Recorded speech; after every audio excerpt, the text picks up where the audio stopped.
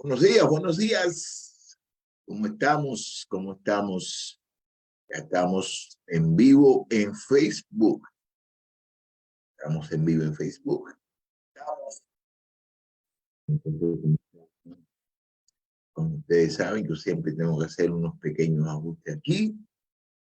Y ya lo voy a comenzar a hacer. Sí, ya lo voy a comenzar a hacer. Ya lo estoy haciendo. Venir aquí ahora.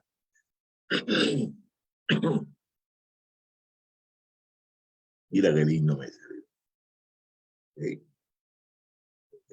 ¿Sí? Y seguimos viendo. Le damos clic aquí. Y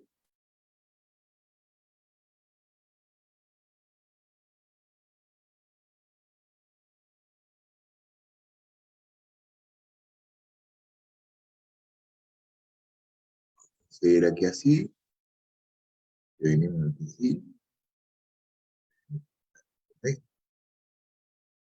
Y ya estamos ya en el negocio de nuestro Padre Celestial. Y ya estamos en el negocio de nuestro Padre Celestial, pero falta. A ver si me llama. Ok. Bueno, ¿cómo estamos, hermanos y hermanas? Buenos días. Buenos días. Vamos aquí a continuar con el Sermón del Monte. El Sermón del Monte, capítulo de Mateo, versículo 7, del 28 al 29, que estos son los últimos versículos que es acerca del Sermón del Monte. Y dice así: cuando Jesús terminó estas palabras, la multitud se admiraba de sus enseñanzas, porque las enseñaba como uno que tiene autoridad y no como sus escribas. Qué cosa más interesante aquí. Mira, Simón ha acabado, Simón ha acabado. Reino silencio estremecedor. La multitud queda anudada, nadie se atreve a moverse ni a hablar. En el corazón de cada uno se debaten fuertes emociones. Sin embargo, antes de considerar la reacción de la multitud, debemos tomar nota de la frase en la cual Mateo la introduce. Cuando Jesús terminó estas palabras, o más exactamente, y sucedió cuando Jesús terminó estas palabras. Y en otros lugares hemos tenido ocasión de señalar que esta frase es una fórmula repetida varias veces a lo largo del Evangelio de Mateo. Las repeticiones son las siguientes. Aquí en el 7:28, ¿no? Y sucedió que cuando terminó Jesús las palabras estas. En el 11, capítulo 11, versículo 1 dice: y sucedió que cuando terminó Jesús de instruir, en el capítulo 13, versículo 53 dice: y sucedió que cuando terminó Jesús la parábola estas. Capítulo 19, versículo 1 dice: y sucedió que cuando terminó Jesús las palabras estas. En el capítulo 26, versículo 1 dice: y sucedió que cuando terminó Jesús todas las palabras estas. Las únicas variantes son las siguientes. Al hablar de instrucciones y de parábolas, el 11 al 1 y el 13:53 definen la forma exacta que toman las palabras de Jesús en aquellos dos discursos, al añadir las palabras todas. El 26 al 1 indica que en cuanto al Evangelio de Mateo, todo el conjunto de enseñanza didáctica del maestro ha llegado a su fin. Con esas pequeñas excepciones, Mateo repite exactamente la misma frase en cada caso. En cada ocasión, además, de indicar la conclusión del discurso de Jesús. La fórmula sirve como para señalización, para marcar el paso de una sección del Evangelio a otra. A través de ella, el evangelista nos dice: ha llegado su fin de sesión dedicada. Ahora procedemos a una nueva sesión narrativa. Por lo tanto, los versículos que ahora vamos a considerar indican no solo la conclusión del propio Sermón del Monte, sino también el final de la segunda gran sección del Evangelio. Y además sirven de puente a las siguientes sesiones narrativas del capítulo 8 y capítulo 9. Ok, vamos aquí al versículo 28, ¿no? Fíjate, el versículo 28. Cuando Jesús terminó estas palabras, la multitud se admiraba de su enseñanza. La multitud se admiraba de su enseñanza. La multitud, pues, se quedaron atónitas ante el impacto del sermón. Se admiraban de su enseñanza. El tiempo imperfecto del verbo en el texto griego, como de nuestra traducción, indica que no se fue una reacción momentánea, sino que duró largo tiempo. El verbo en sí es muy rico en matices y cubre toda una gama de emociones que pueden ir desde la admiración maravilla hasta el espanto indignado. Supongo que podemos entender algo de la diversidad de estas emociones, por cuanto nosotros también la habremos experimentado al meditar en el texto del sermón. Sentimos admiración porque aquí encontramos conceptos éticos suavemente hermosos que nos hacen exclamar. Así tendríamos que ser todos, sentirnos asombrosos porque Jesús pretende ser el mismo, el árbitro del bien y del mal. Habéis oído que se dijo, pero yo os digo. Y sentimos desesperación porque vemos angustiado como el listón de la ley del Antiguo Testamento. Ya de por sí, de difícil alcanzar, se nos va alejando hasta subir a cotas absolutamente inaceptables si nuestra justicia no supera la de los escribas y fariseos. Sí, escuchar con atención el sermón del monte nos llena de emociones diversas hasta contradictorias.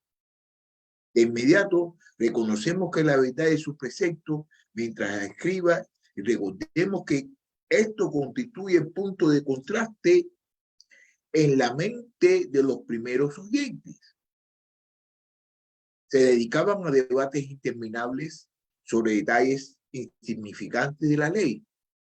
Jesús no se entretiene en minimidades, sino que va directo al grano, a los aspectos más importantes del compartimiento humano, lo que significa ser humilde y contrito.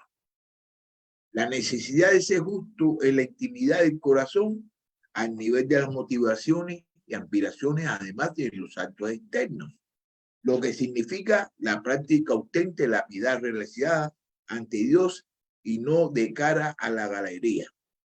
La importancia de no dejarnos esclavizar por el amor al dinero, aquella raíz de los males, sino de confiar plenamente en la providencia de Dios, la necesidad de relacionarnos con los demás con compasión y sin espíritu enjuiciador, pero a la vez de no ser ingenuos en nuestras relaciones. Te lo voy a volver a repetir. Te lo voy a volver a repetir aquí. Debemos confiar plenamente en la providencia de Dios. Tenemos que tener la necesidad de relacionarnos con los demás con compasión y sin espíritu enjuiciador, pero a la vez de no ser ingenuos en nuestras relaciones, sino prudentes y sabios, conocedores de lo que hay en el corazón humano.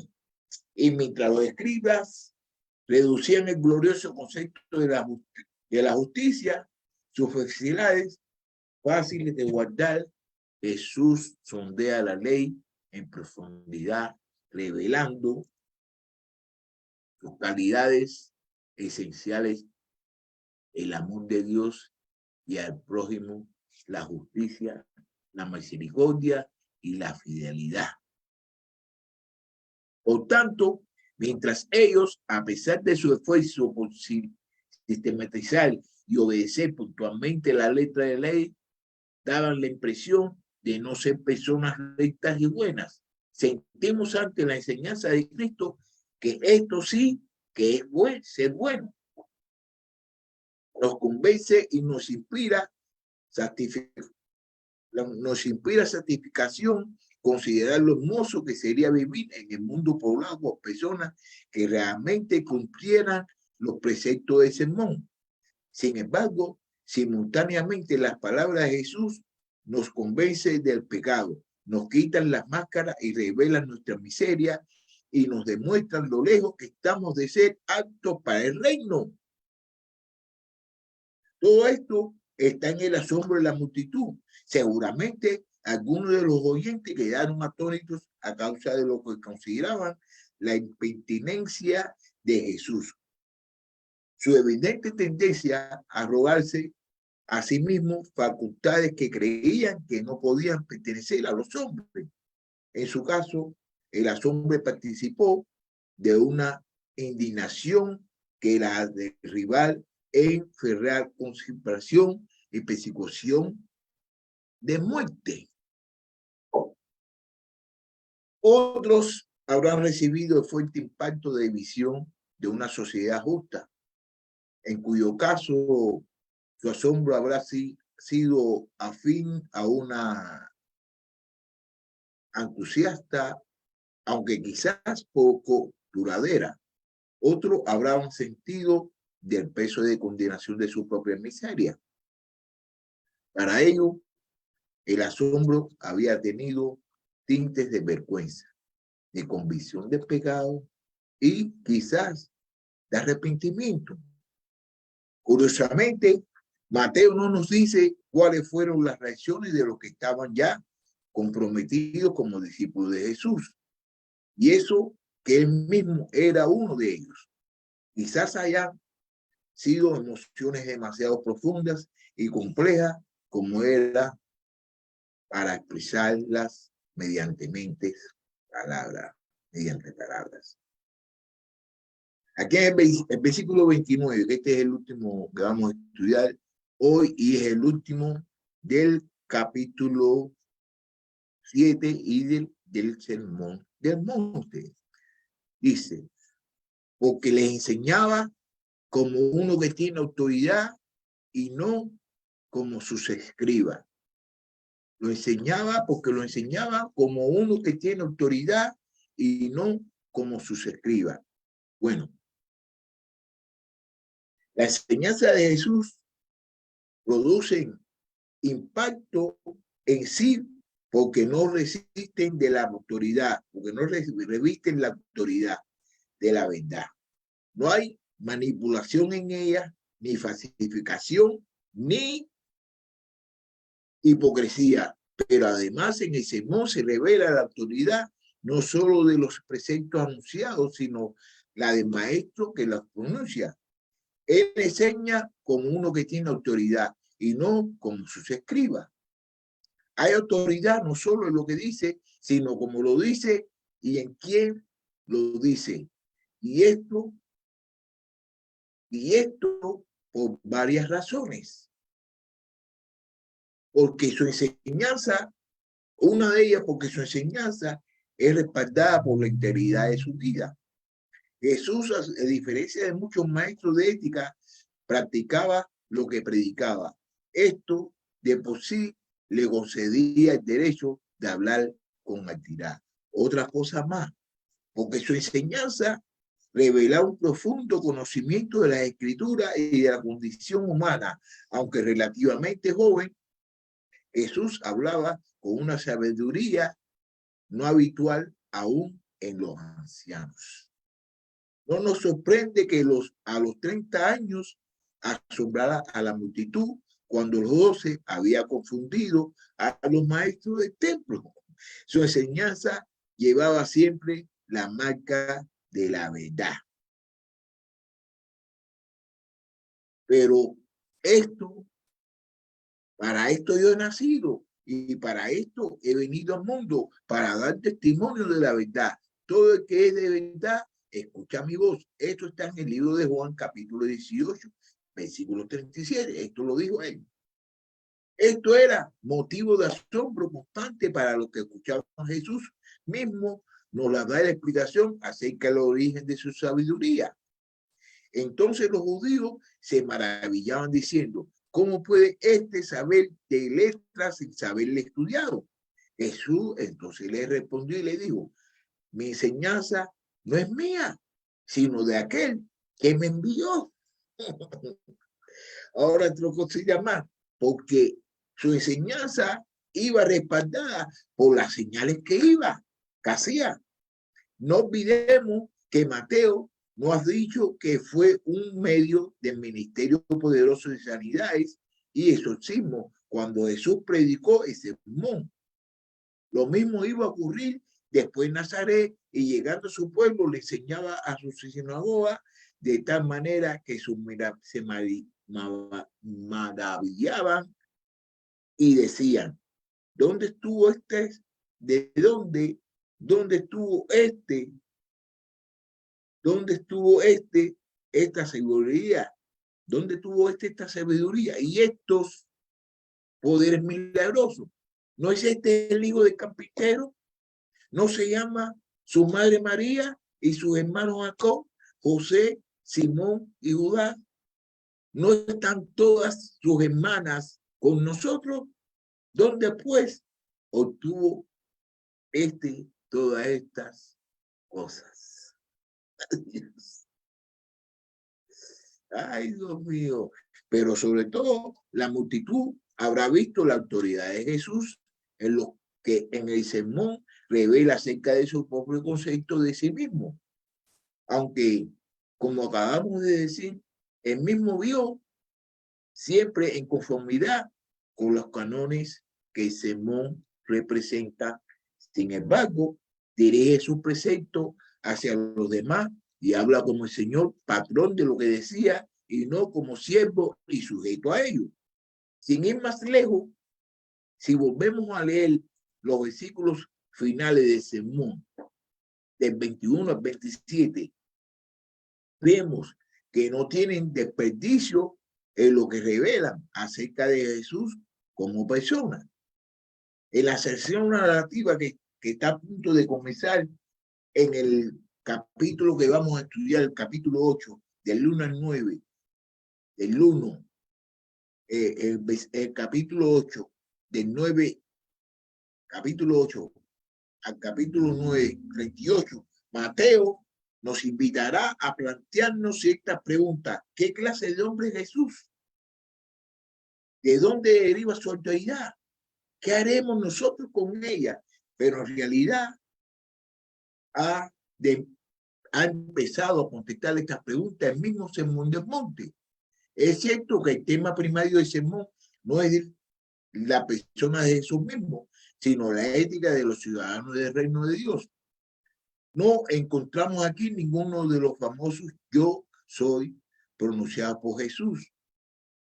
En principio, él no llama la atención sobre sí mismo, sino expone el significado de su propio ministerio y obra. No obstante, en los versículos finales del sermón, al introducir el tema del juicio final, no podemos por menos que contemplarle su majestad revestido de autoridad celestial. Notemos, pues, lo que estos versículos revelan acerca de él mismo. Jesús es el Hijo de Dios. Para empezar, revela revelaciones excepcionales, únicas que existen entre Jesús y el Padre. De hecho, esto no nos llega por sorpresa, sino que confirma lo que Mateo ya nos ha enseñado a través de la historia de su engendramiento, lo que se ha engendrado en María y del Espíritu Santo. Le pondrá por nombre Emmanuel, que traducido significa Dios con nosotros. A través de la profecía de Oseas de Egipto, llamé a mi hijo. Y a través de la voz del cielo, en el momento del bautismo de Jesús, este es mi hijo, amado, a quien me he complacido. Ahora, en el capítulo 7, versículo 21, Jesús habla de mi Padre, dando a entender que si Dios es su Padre, entonces es el Hijo de Dios. Podría haber dicho nuestro Padre, si no fuera por el hecho de que esta es una frase que nunca empleaba cuando quería incluir ella a tanto a sí mismo como a los discípulos. Enseñaba esto a decir Padre nuestro, pero por los demás simple hablaba de mi Padre, de vuestro Padre, o sencillamente del Padre, para que no hubiera ninguna duda acerca de la manera absolutamente distinta en la que Padre es el Dios y Padre de nuestro Señor Jesucristo. Para final, esta distinción incluso era capaz de llevar la puntualización al extremo de decir, subo a mi Padre y a vuestro Padre, a mi Dios y a vuestro Dios. Eso está en el libro de Juan, capítulo 20, versículo 17. El significado básico de estos matices se plasma en la palabra de Juan, capítulo 5, versículo 18, que dice así. Entonces, por esta causa los judíos aún más procuraban matar a Jesús, porque no solo violaba el día de reposo, sino que también llamaba a Dios su propio Padre, haciéndose igual a Dios. Jesús es el Hijo de Dios, en el sentido de compartir plenamente la divinidad del Padre, aún a pesar de haber despojado de sus prerrogativas divinas al hacerse hombre. Él es Emmanuel, Dios con nosotros. Como Hijo de Dios, recibió la adoración de los discípulos. Como tal, disfrutó de una relación única, irritable en el Padre, mientras habitó entre nosotros. De manera que pudo decir, nadie conoce al Hijo sino el Padre, y nadie conoce al Padre sino el Hijo, y aquel a quien el Hijo se lo quiere revelar. Pero hay más. Jesús evidentemente no solo se considera el unigénito Hijo, está en el seno del Padre, sino que equipará sus propias enseñanzas a las de Dios, quien le ha visto a él, ha visto el Padre. Igualmente, quien le ha escuchado a él, ha escuchado al Padre. Así, en el versículo 21, hemos visto que los que serán excluidos del reino son los que hacen la voluntad del Padre. Pero en los versículos 26 y 27, los que sufren la destrucción eterna son los que oyen la palabra de Jesús, pero no la ponen en práctica. Según Jesús, seguir las instrucciones del Hijo es hacer la voluntad del Padre. Las palabras de Jesús, como las del Padre, son de vigencia eterna. El cielo y la tierra pasarán, mas mis palabras no pasarán. Esta es la principal diferencia entre la enseñanza de Jesús y la de los escribas. Mientras estos siempre derriban sus enseñanzas de otras fuentes, las escrituras, las tradiciones de los ancianos, la opinión de otros rabinos, Jesús no tenía necesidad de apelar a otra fuente de autoridad que él mismo. Y era así porque sus palabras eran palabras de Dios. Las palabras de hoy no es mía, sino palabra del que me envió. Eso está en el libro de Juan, capítulo 14, versículo 24.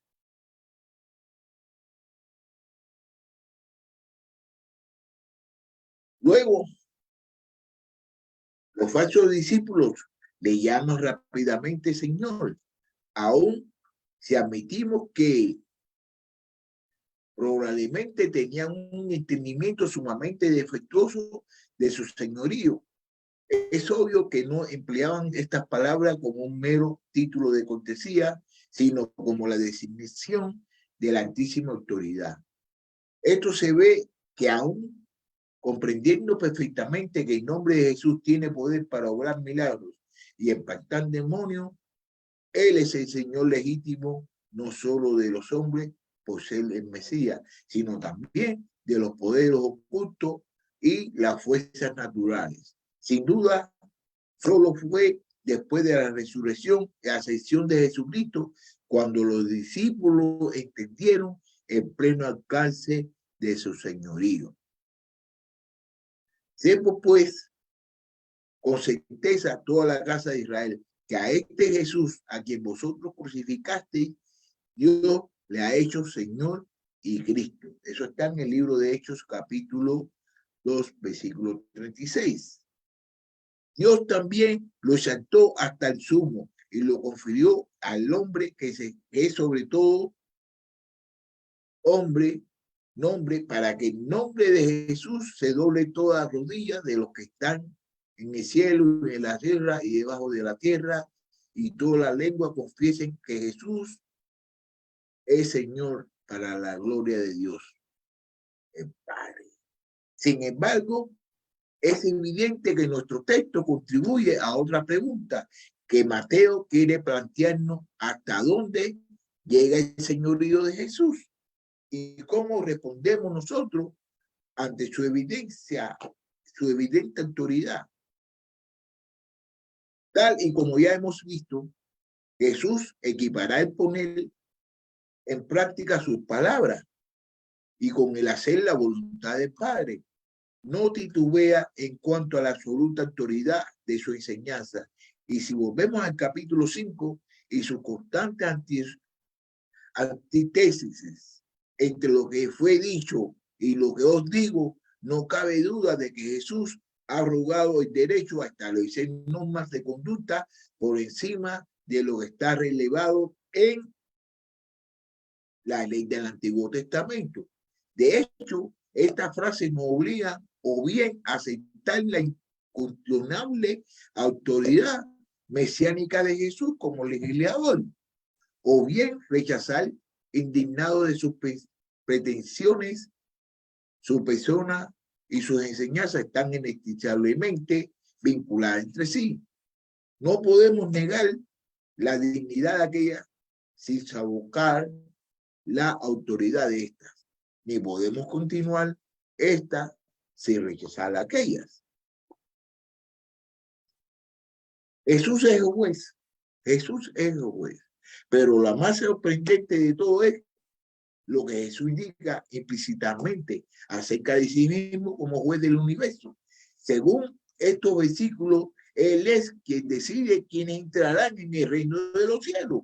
Él se alza como el árbitro del destino entre todo ser humano. Tiene el derecho incuestionable de excluir de reinos a los impíos, diciéndoles: apartados de mí. Él es aquel ante el cual todos tendremos que rendir cuentas, aunque la base sobre la cual ejecutará el juicio es el cumplimiento de la voluntad del Padre. Sin embargo, no es el Padre el que decide que le han cumplido y quienes no, sino Jesucristo. Por lo tanto, es Él y no al Padre a quien los reos de la condenación dirigen su apelación. Él es quien dicta el veredicto final. ¿Acaso existen pretensiones más altas? Ciertamente, jamás hombre alguno ha hablado como este hombre habla.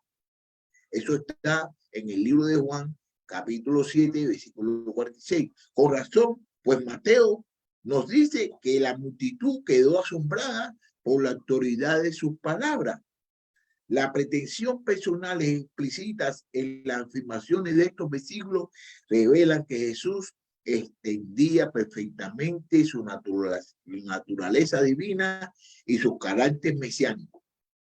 Hacia el final de su ministerio terrenal, Jesús expresaría estas mismas ideas de una manera aún más clara y contundente, pero está presente desde el primer momento. Qué bonitas cosas hemos aprendido aquí en el Sermón del Monte. Que aquí ya vamos a finalizar esta sesión del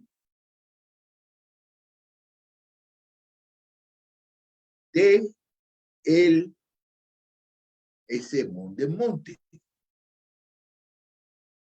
Ok, ya aquí ya vamos a finalizar el Sermón del Monte. Pero vamos a hacer unas consideraciones, ¿no?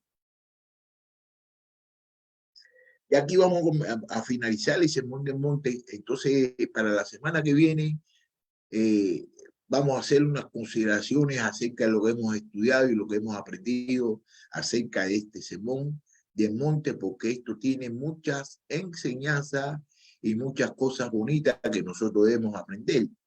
Esto no es en balde, esto no es juego de niños, esto es para que todos nosotros podamos comprender todas las cosas que Dios quiere que nosotros hagamos a través de su Hijo Jesucristo, para así todos nosotros poder entrar en el reino de Dios, poder continuar. Recuérdese que dice que si no hacemos su voluntad, Él nos va a decir que no nos conoció. Entonces vamos a hacer una conclusión de la intención que tiene nuestro Salvador Jesús en estos capítulos que estudiamos desde 5 al 7, que es acerca del Sermón del Monte. No se pierdan esta clase del lunes, que va a estar muy interesante, porque voy a hacer un resumen de todo lo que hemos estudiado en el Sermón del Monte. Espero de que hayan tenido un buen estudio conmigo y que hayan aprendido un poquito más de lo que quiere Jesús que nosotros hagamos en esta vida para así glorificar a nuestro Padre Celestial y poder entrar en el reino de Dios. Recuérdese que dice que todo el que diga que yo hice esto, yo hice esto otro, sí, usted hizo esto y esto, ¿no? Pero lo está haciendo a su manera. Nosotros tenemos que hacer las cosas a la manera de Jesús. Bueno, que tengan buen día y lo espero el lunes que viene con el resumen completico del Sermón del Monte del 5 al 7. Ahí nos vemos. Que tengan buen día. Bye bye.